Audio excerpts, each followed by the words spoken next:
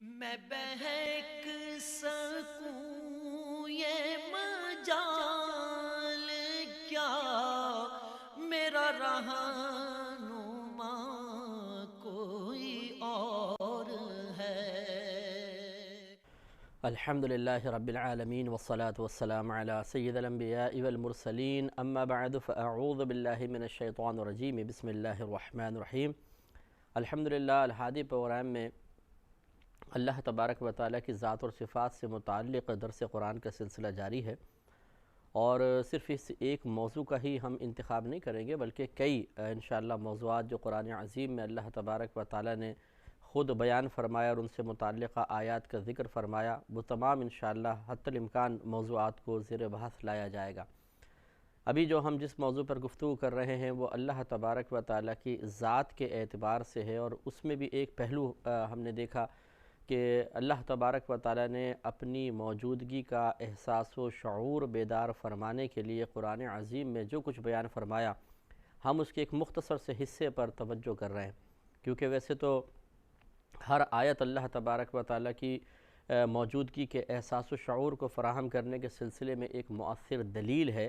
لیکن بعض آیات ایسی ہیں کہ جس میں اللہ تبارک و تعالیٰ نے خصوصی طور پہ تفکر کی دعوت دی، نشانیاں کہہ کر اس کو بیان کیا کہ اس میں علامات ہیں، نشانیاں ہیں، سمجھدار قوم کے لیے، ذہین قوم کے لیے، مومن قوم کے لیے، سننے والی قوم کے لیے، ایسی قوم کے لیے جو تفکر کی صلاحیت رکھتی ہے، تاکہ ان امور جو ادھر ان آیات میں چیزیں بیان کی گئی ان امور پر ہم غور و تفکر کریں، اور کائنات میں ان کی جو عملی شکل اللہ تبارک و تعالیٰ نے پیدا فرمائی ان پہ غور کریں، اور اللہ کی ذات کو زیادہ سے زیادہ پہچانیں، اور اس کی عظمت اور اس کی معرفت اور اس کی قدرت کی وسعت کا مزید احساس اپنے قلب میں بیدار کریں۔ اللہ تبارک و تعالیٰ کا اتنی کثرت سے قرآن عظیم میں یہ آیات بیان کرنا یقیناً کوئی بیکار تو ہے ہی نہیں۔ اگر کثرت سے نہ بھی ہوتا تب بھی اللہ تبارک و تعالیٰ کی ہر بات، اللہ کا ہر کلام اپنے جگہ ایک امپورٹنس رکھتا ہے، اور کوئی بھی اس کو معاذ اللہ بیکار نہیں کہہ سکتا۔ لیکن جب ایک حکیم، ایک بہت ہی زیادہ تدبیر فرمانے والا ہمارا خالق و مالک جب ایک ہی مضمون کو اور ایک ہی چیز کو بار بار بیان فرمائے اور مختلف انداز سے ایک ہی موضوع کو بیان فرمائے، تو یقیناً اللہ تبارک و تعالیٰ کا ارادہ اور مشیت یہی نظر آتی ہے کہ وہ توجہ کروانا چاہتا ہے، عوام کی، لوگوں کی توجہ اس جانب مبذول کروانا چاہتا ہے کہ تم ان چیزوں پر جو ہم نے بیان کی ان پہ غور و تفکر کرو، اور غور و تفکر کرنے کے بعد اپنی بدلتی ہوئی کیفیات کو اللہ تعالیٰ کے قریب ہونے کا ذریعہ بناؤ، یا ان کیفیات کے ذریعے اللہ تبارک و تعالیٰ کے قریب ہو جاؤ۔ تو واقعی جب ہم ان باتوں کو سنتے ہیں تو قلب پہ کیفیت طاری ہوتی ہے، ایک ذہن پہ جو طاری جمود ہوتا ہے وہ ہٹتا ہوا محسوس ہوتا ہے، اللہ تبارک و تعالیٰ کی قدرت کا عظیم احساس بیدار ہوتا ہے، اور ہم اپنے آپ کو اللہ تعالیٰ کے بہت ہی قریب اور نزدیک محسوس کرنے لگ جاتے ہیں۔ یہی ان آیات کے بیان سے مقصود ہے۔ ایک مومن کامل کو ہونا بھی ایسے ہی چاہیے کہ چاہے وہ خلوت میں ہو، جلوت میں ہو، بے تکلف دوستوں کے درمیان ہو، بیوی بچوں کے درمیان ہو، کاروبار کے مقام پر ہو، یا وہ کسی تفریح کے مقام پہ بالفرض جائز مقام پر ہو، اسے ہمہ وقت اپنے اللہ تبارک و تعالیٰ کی طرف توجہ رکھنی چاہیے، اور اس کے دیکھنے کا یقین ہمہ وقت اس کے ساتھ ہونا چاہیے۔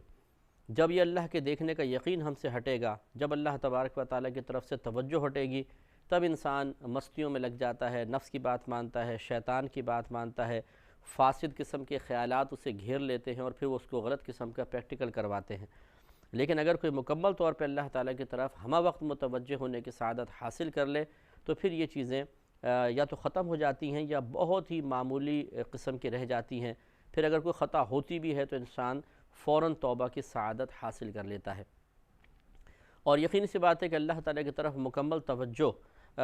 ہمیشہ ایسا تو نہیں ہو سکتا کہ ہم نمازیں پڑھتے رہیں، قرآن پڑھتے رہیں، تسبیحات پڑھتے رہیں، بلکہ یہ یاد رکھیں کہ ان ظاہری اعمال سے اللہ تعالیٰ کی طرف توجہ ہو جائے یہ بھی ضروری نہیں ہے۔ یہی وجہ ہے کہ بعض اوقات ہم ایک وظیفہ پڑھ رہے ہوتے ہیں اور نگاہیں ہماری چھت کے اوپر ہوتی ہیں اور پنکھوں کے اوپر ہوتی ہیں، اور سوچ رہے کچھ اور ہوتے ہیں، ہاتھ بس چل رہے ہیں اور زبان چل رہی ہے، سبحان اللہ سبحان اللہ سبحان اللہ، ادھر دیکھ رہے ہیں ادھر دیکھ رہے ہیں ادھر دیکھ رہے ہیں، تو وہ یعنی ذہن اللہ کی طرف نہیں ہے، صرف زبان اور قلب ایک کام میں رسمی طور پہ مصروف ہیں۔ ایسی نماز جب ہم شروع کرتے ہیں اس کے بعد ہمیں خود نہیں پتہ چلتا ہم کہاں پہنچ گئے، امام صاحب کے پیچھے خصوصی طور پر نماز پڑھتے ہوئے ہماری توجہ اللہ کی طرف بالکل نہیں رہتی ہے اور ہم اپنے خیالات کی دنیا میں مگن ہو جاتے ہیں، حتیٰ کہ نماز کے آخر تک یہی صورتحال رہتی ہے۔ بس ایک پابندی ہے، ایک رسم ہے، ایک رسمی کارروائی ہے، باقی توجہ اللہ کی طرف نہیں ہوتی ہے۔ تو معلوم ہوا کہ ظاہری طور پہ جو یہ اعمال ہیں ان سے اگرچہ تھوڑی بہت اللہ کی طرف توجہ ہوتی ہے لیکن اتنی کامل طریقے سے نہیں ہوتی۔ اور قرآن کا تو ہم بارہا عرض کر چکے ہیں کہ یہ شکوہ کہہ لیں، درد کہہ لیں کہ قرآن تو ہم پڑھتے ہی صرف عربی عبارت ہیں، اور ایک مسلمان کو یہی نہیں پتہ ہوتا کہ میرا رب مجھ سے کیا بیان فرما رہا ہے۔ یہ سب سے بڑا مسلمان قوم کا المیہ ہے کہ اس نے قرآن کو ایک رسم کے طور پر قبول کیا ہے، ایک رسمی کتاب بنا لیا ہے، بچے کو ناظرہ پڑھوا دیا، حفظ کروا دیا، خود رمضان میں قرآن کھول کر بیٹھ گئے، لیکن کچھ نہیں پتہ کسی کو کہ قرآن میں کیا لکھا ہے، اللہ تعالیٰ کیا بیان فرما رہا ہے۔ اس سے بڑی بے مروتی اور کیا ہوگی۔ تو خلاصہ کلام یہ ہے کہ یہ ظاہری اعمال حقیقتاً اللہ تعالیٰ کی طرف ہم وقت متوجہ کرنے کے لیے کافی نہیں ہے، بلکہ اس کا صحیح طریقہ وہی ہے جو ان آیات میں بیان کیا گیا، اور بہترین طریقہ آپ کہہ لیں یہی ہے کہ انسان مسلسل کائنات میں موجود اللہ تبارک و تعالیٰ کی قدرت کے دلائل پر غور و تفکر کرے، اور اس کے لیے آپ کو کسی جنگل میں جانے کی ضرورت نہیں، اسے پہاڑ پر جانے کی ضرورت نہیں، کسی غار کے اندر بیٹھ جانے کی ضرورت نہیں، آپ چلتے پھرتے کر سکتے ہیں۔ آپ آئینے کے سامنے کھڑے ہو کر اللہ تبارک و تعالیٰ کی قدرت کے عظیم شاہکار کو دیکھ سکتے ہیں۔ جیسے ابھی انشاءاللہ ہم آگے آیات بھی بیان کریں گے کہ اگر ہم اسی بات پہ غور و تفکر کر لیں کہ ہمارا چہرہ کتنا بڑا ہے، اگر اس کو ناپیں شاید ایک بالش چوڑا ہوگا، ایک بالش لمبا ہوگا۔ دنیا میں کروڑوں انسان ہیں، ہر ایک کے اتنے سے حصے کے اوپر دو آنکھیں ہیں، ناک ہیں، ہونٹ ہیں، گال ہیں، بھویں ہیں، اور اللہ تبارک و تعالیٰ نے سب کو ایک دوسرے سے مختلف بنایا ہے۔ میرا رہنما کوئی اور ہے۔ کبھی کبھی ایسا ہوتا ہے کہ مشابہت ہو جاتی ہے، تو جیسے باپ بیٹے میں ہے، دوست رشتہ داروں میں ہے، کبھی کبھی اجنبی بھی ایک دوسرے سے مشابہ ہو جاتے ہیں، لیکن بہت ہی کم ہیں۔ ایسا نہیں ہے کہ ایز اٹ از بالکل جیسے کاربن کاپی نکال لی ہو، ایسا نہیں ہے، بلکہ فرق کے ساتھ ہوتا ہے۔ ہاں ٹوئنز جو ہوتے ہیں ان میں عموماً مشابہت بہت زیادہ ہوتی ہے، پھر بھی ان میں اللہ تعالیٰ فرق رکھتا ہے۔ تو اس کی اگر صنعت کی وسعت دیکھنی ہو، اس کی مہارت دیکھنی ہو، اور اللہ تبارک و تعالیٰ کی عظیم قدرت کا اظہار دیکھنا ہو، تو صرف اگر چہرے پر ہی غور و تفکر کر لیا جائے تو انسان کی عقل حیران رہ جاتی ہے کہ اتنے مختصر سے ایریے میں کروڑوں صورتیں بنانا یہ کوئی آسان کام تو نہیں ہے۔ بڑے سے بڑے مصور کو بٹھا دیجئے کہ آپ چہرے بنائیے اور ہر چہرہ دوسرے سے مختلف ہونا چاہیے، کب تک بنائے گا، کتنا بنائے گا، اور کتنے عرصے میں بنائے گا؟ ہمارے یہاں تو دنیا کے اندر ایک دن کے اندر بلا مبالغہ لاکھوں بچے پیدا ہوتے ہوں گے، لاکھوں، ہر ایک کی صورت جداگانہ، یعنی روزانہ نئے لوگ آ رہے ہیں اور ان کی صورتیں بالکل مختلف ہیں۔ تو یقینی سی بات ہے کوئی بنانے والی ذات ہے جو ان کی صورتیں بنا رہی ہے، اور ہر ایک کی مختلف صورتیں بنا رہی ہے۔ تو اس لیے غور و تفکر کرنے کی ضرورت ہے کہ ہمیں کہیں باہر جانے کی ضرورت نہیں، اپنے جسم کے اندر، اپنے اطراف میں، ہر چیز کے اندر اللہ تبارک و تعالیٰ نے اپنی قدرت کے دلائل رکھے ہیں، اور جب ان پر ہم غور و تفکر کریں گے، آپ کسی بھی مقام پہ چلے جائیے، غور و تفکر کے دروازے بند نہیں ہو سکتے، تو اللہ تعالیٰ کی طرف توجہ کا دروازہ بھی بند نہیں ہوگا، اللہ تعالیٰ کی طرف توجہ کا سلسلہ بھی کبھی منقطع نہیں ہوگا۔ آپ اگر شادی بیاہ کے ہال میں بیٹھے ہیں، آپ کھانے پینے کی چیزوں پہ غور و تفکر شروع کر دیں، سلاد کی آپ کے پاس پلیٹ آ گئی، ٹرے آ گئی، اس کے اندر جو مختلف سبزیاں رکھی ہوئی ہیں ان کی بناوٹ پہ غور و تفکر، ان کے ذائقوں پہ غور و تفکر شروع کر دیں۔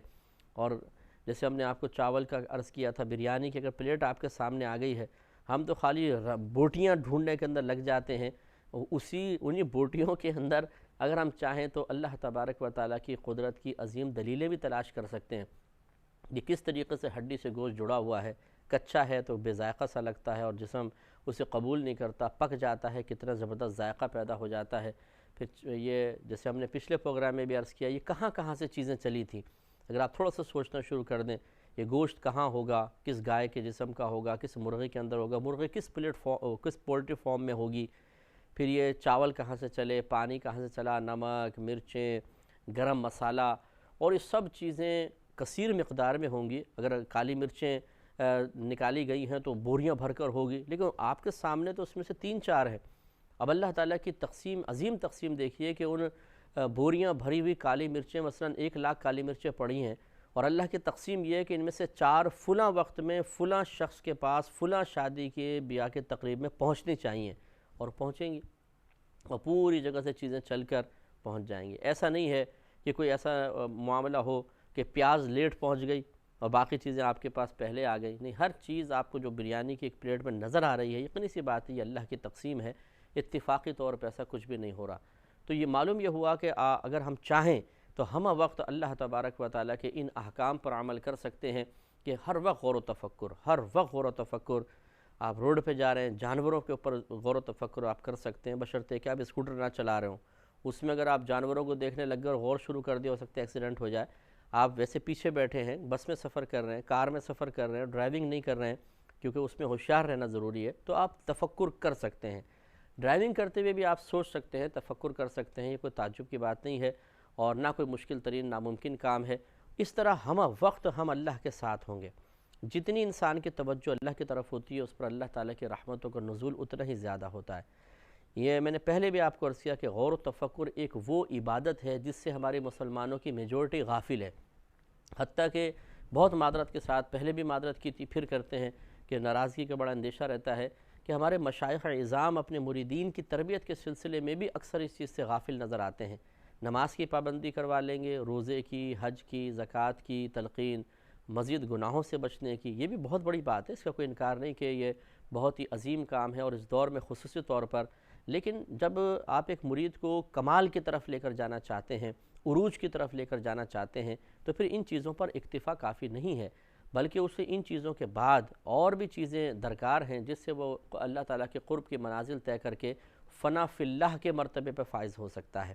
خیر آج کل تو ہمارے آستانوں کا اصول یہ ہے کہ فنا فی المرشد سے اوپر آگے بڑھنے کے لیے کوئی تیار نہیں ہوتا، نہ آگے بڑھنے دیا جاتا ہے۔ فنا فی الرسول، پھر فنا فی اللہ، یہ 2 مقام تو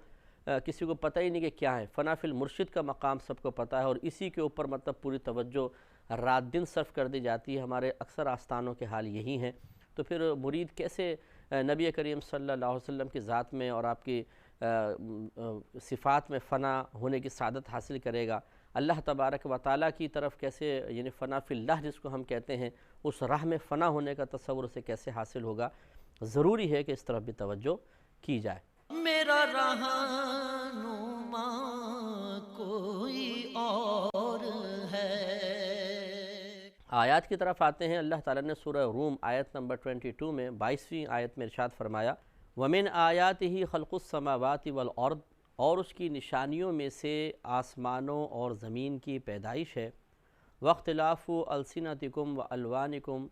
اور تمہاری زبانوں اور تمہارے رنگوں کے مختلف ہونے میں اللہ تعالیٰ کی نشانیاں ہیں۔ إِنَّ فِي ذَلِكَ لَآيَاتٍ لِّلْعَالِمِينَ، بے شک اس میں ضرور نشانیاں ہیں جاننے والوں کے لیے،